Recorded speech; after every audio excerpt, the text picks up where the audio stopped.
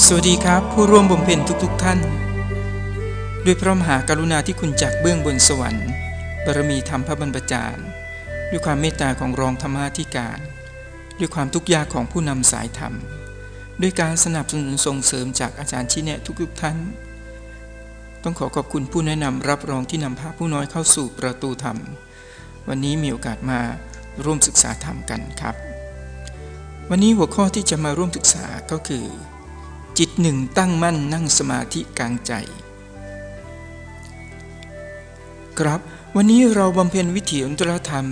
เราทราบดีว่าสิ่งที่เราได้รับมานั้นนั่นก็คือไตรลักษณ์3ประการก็คือพระพุทธก็คือจุดญาณทวารพระธรรมก็คือรหัสคาถาไร้อักษรพระสงฆ์ก็คือตราหรือลัญจกรซึ่งอนุตตรธรรมนั้นได้ทรงถ่ายทอดไตรลักษณ์3ประการนั้นให้เราได้ใช้เป็นวิถีในการที่จะบำเพ็ญเพื่อที่จะกลับคืนสู่สภาวะ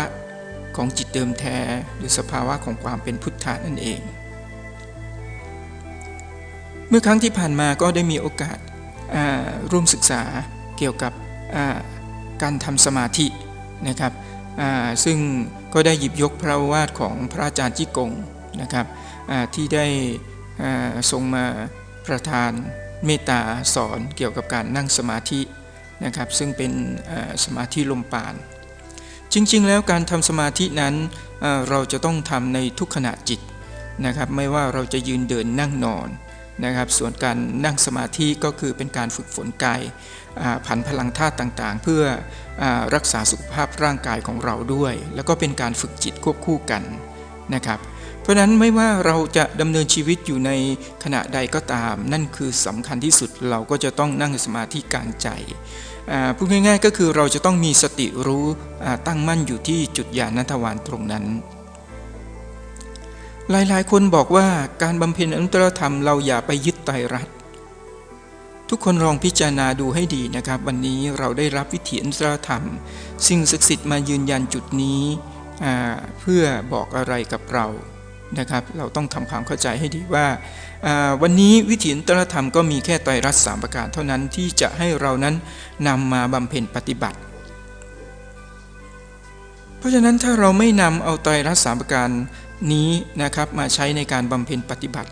แล้วเราจะบรรลุธรรมแล้วเราจะสามารถกลับคืนสู่สภาวะ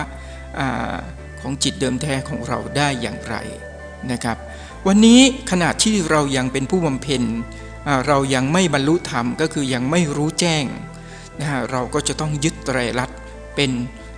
สำคัญนะครับหลายๆคนมักจะพูดว่านะครับการเข้าถึง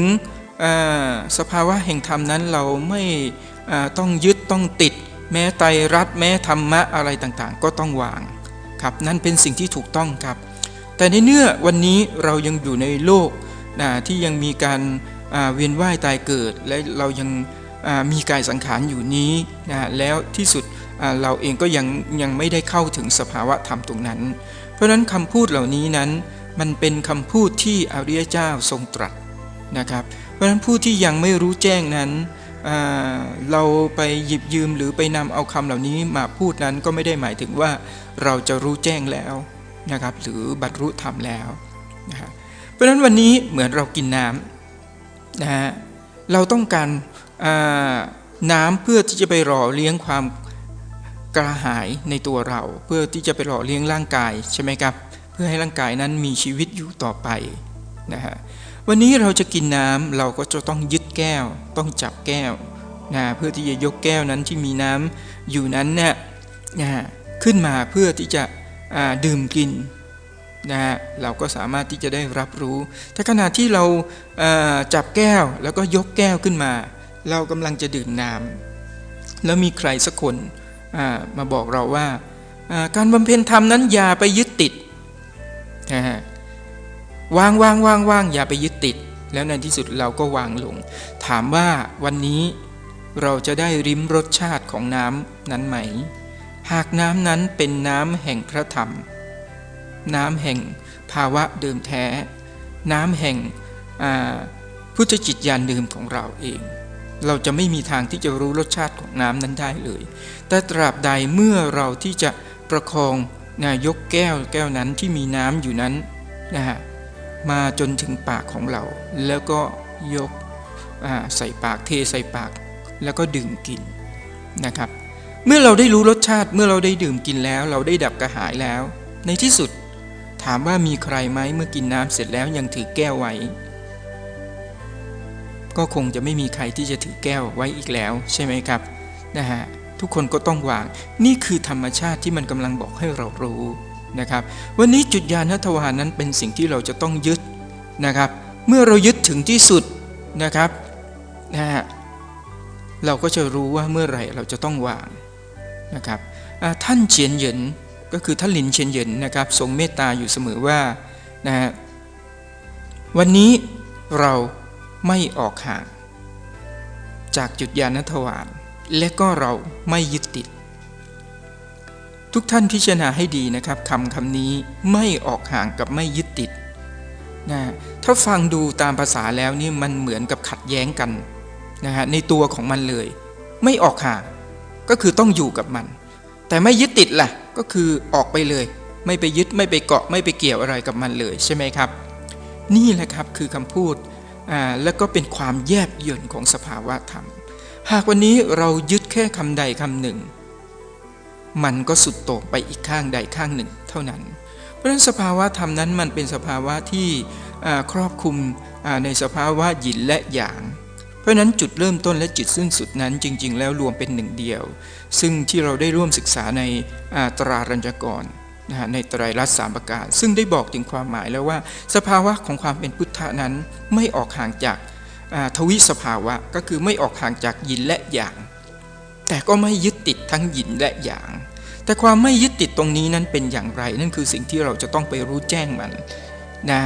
ตราบใดวันนี้เรายังไม่รู้แจ้งเราก็จะต้องยึดในจุดญาณทวารนี้เป็นหลักการที่เราประคองรักษาจิตของเราย้อนจิตของเรากลับมาที่จุดนี้เราก็จะมีสติรู้ตัวนี้แหละครับที่จะทำให้เรานั้นค่อยๆที่จะกลับคืนสู่สภาวะเดิมคือสภาวะเดิมตรงนั้นเนี่ยค่อยๆที่จะเบ่งบานค่อยๆที่จะส่องแสงสว่างตรงนั้นออกมาในขณะที่เราประคองรักษามันอยู่ตรงนั้นนะครับนั่นคือสิ่งสำคัญที่บุ้มเป็นทุกท่านจะต้องฝึกฝนนะครับวันนี้เราดำเนินทำปฏิบัติงานทำเราจะต้องเดินตามสายโซ่ทองของเราสายโซ่ทองนั้นมีทั้งสายโซ่ทองที่เป็นรูปลักษณ์และสายโซ่ทองที่ไร้รูปลักษณ์นะครับตราบใดที่เรายังไม่สามารถที่จะเข้าสู่สายโซ่ทองที่ไร้รูปลักษณ์ก็คือจิตญาณเดิมของเรานั่นเองเราก็จะต้องยึดสายโซ่ทองที่มีรูปลักษณ์ไปก่อนก็คือเรียกว่าเราก็จะต้องประคับประคองตัวเราเนี่ยให้เดินอยู่ในตามสายโซ่ทองที่มีรูปลักษณ์ตรงนี้อยู่เพื่อที่จะไม่ให้เราสับสนหรือผิดเพี้ยนในทิศทางที่เราจะเดินนะครับเพื่อที่จะให้เรานั้นเข้าสู่สายโซ่ทองที่ไร้รูปลักษณ์นั่นคือเป็นสายโซ่ทองที่แท้จริง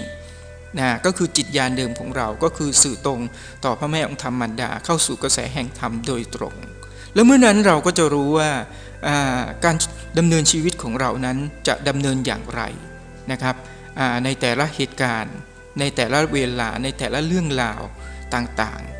ๆสภาวะเดิมแท้ของเรามันก็จะบอกเราเองให้เรานั้นรู้ว่านะครับขณะนี้นะครับเรื่องราวตรงนี้เหตุการณ์อย่างนี้เราเจอกับบุคคลนี้อะไรก็ตามเราจะทำอย่างไรเราจะดำเนินชีวิตอย่างไรเราจะพูดเราจะคิดเราจะปฏิบัติอย่างไรซึ่งทุกสิ่งทุกอย่างนั้นจะสอดคล้องต่อกระแสแห่งธรรมถึงแม้มนุษย์ปุถุชนต่างๆทั้งหลายนั้นอาจจะไม่เข้าใจในการดำเนินของผู้ที่เดินอยู่ในกระแสแห่งธรรมก็ตามเพราะว่าเขายังไม่ได้เข้าสู่กระแสแห่งธรรมนั้นเขาจึงมีความคิดติดไปในสภาวะหยินหรือหยางฝ่ายใดฝ่ายหนึ่งก็จะมีการสมมติฐานก็มีการตั้งบรรทัดฐานก็จะมีการตัดสินว่าถูกหรือผิดนั่นก็คือใจของเราก็เอียงไปแล้วเพราะว่าจิตของปุถุชนนั้นก็ยังตกอยู่ภายใต้ของกฎทวิสภาวะแต่สภาวะจิตของพุทธะหรือจิตเดิมแท้นั้นเป็นสภาวะที่เป็นหนึ่งเดียวนะครับเป็นหนึ่งเดียวตรงนี้เป็นหนึ่งเดียวกับสภาวะหยินหยาง นะครับเป็นหนึ่งเดียวแต่ในหนึ่งเดียวตรงนี้เป็นอย่างไรนั่นคือสิ่งที่เราจะต้องค่อยๆรู้แจ้งนะครับมันมีความแยบยลอยู่ในตัวมันเองมันอยู่ที่ว่าวันนี้เรานั้นได้ย้อนมองส่องตนกลับไปที่จุดนี้นะครับแล้วก็ประคองรักษาความตั้งมั่นตรงนั้นนั่นแหละครับที่เรียกว่าหนึ่งจิตตั้งมั่นจิตหนึ่งตั้งมั่นนั่งสมาธิกลางใจที่นั่งนั้นไม่ได้หมายถึงกายเรานั่งแต่หมายถึงจิตของเรานั้นนั่งลงหยุดสำรวมลงกำหนดลงไปที่จุดนั้นนั่นแหละครับจึงเรียกว่านั่งสมาธิกลางใจเพราะฉะนั้นเราจึงสามารถดำเนินชีวิตปฏิบัติภารกิจหน้าที่ของเราได้อย่างถูกต้องครบถ้วนสมบูรณ์นะครับไม่ผิดทั้งทางโลกทางธรรมเรียกว่าแท้จริงทางโลกทางธรรมก็เป็นหนึ่งเดียวกันเพราะไม่ว่าเราจะดำเนินอยู่ในการทำงานทางโลกเราก็ใช้จิตแห่งธรรมไม่ว่าเราจะดำเนินงานในทางงานทางธรรมเราก็ใช้จิตแห่งธรรมก็เรียกว่าเป็นหนึ่งเดียวนะนี่คือสิ่งที่ผู้บำเพ็ญวิถีธรรมทั้งหลายจะต้องรู้ที่จะฝึกฝนนะครับเพราะฉะนั้นจิตหนึ่งตั้งมั่นนั่งสมาธิกลางใจตรงนี้นะครับทุกคนสามารถทำได้ไม่ว่าคนคนนั้นจะเกิดอยู่ในสถานที่หรือสภาวะที่มันทุกข์ยากลำบากยากจนข้นแค้นอย่างไรทุกคนตั้งแต่ยากจนถึงร่ำรวยสูงสุดนะฮะทุกคนสามารถบำเพ็ญปฏิบัติได้อยู่ที่ว่าความศรัทธาเชื่อมั่นของเราที่มีต่อวิถีธรรมนี้มีแค่ไหนความมุ่งมั่นในการปฏิบัติบำเพ็ญของเรามีแค่ไหนเพราะหนทางนี้เป็นหนทางแห่งธรรมเป็นหนทางที่อริยเจ้าทั้งหลายทรงตรัสรู้แล้วและได้ทรงรู้แจ้งผ่านมาแล้วเพราะฉะนั้นวันนี้แค่เราทำให้ตัวเรานั้นเกิดความศรัทธาเชื่อมั่นอย่างเต็มเปี่ยมแล้วตัวเราก็จะเริ่มที่จะฝึกฝนเริ่มที่จะบำเพ็ญเริ่มที่จะปฏิบัติแล้วเราก็จะค่อยๆรู้แจ้งมันทีละนิดทีละนิดทีละนิดไปเรื่อยจนในที่สุดถึงเรียกว่ารู้แจ้งแทงตลอดนั่นก็คือบรรลุธรรมและตรัสรู้แล้วเพราะนั้นเราจะทำอย่างไรที่จะประคองรักษาจิตของเราให้มันตั้งมั่นอยู่ที่ตรงจุดนั้นอยู่เสมอพูดง่ายๆก็คือทุกขณะจิตทุกเวลาไม่ออกห่างแล้วแม้แต่วินาทีเดียวหรือเศษเสี้ยวของวินาทีก็ตามนั่นคือเป้าหมายของเราแล้วถึงวันนั้นเราจะรู้ว่าที่บอกว่าไม่ยึดติดนั้นความหมายแท้จริงมันคืออะไรครับวันนี้ก็ร่วมศึกษากันเพียงเท่านี้ครับขอบคุณทุกท่านครับ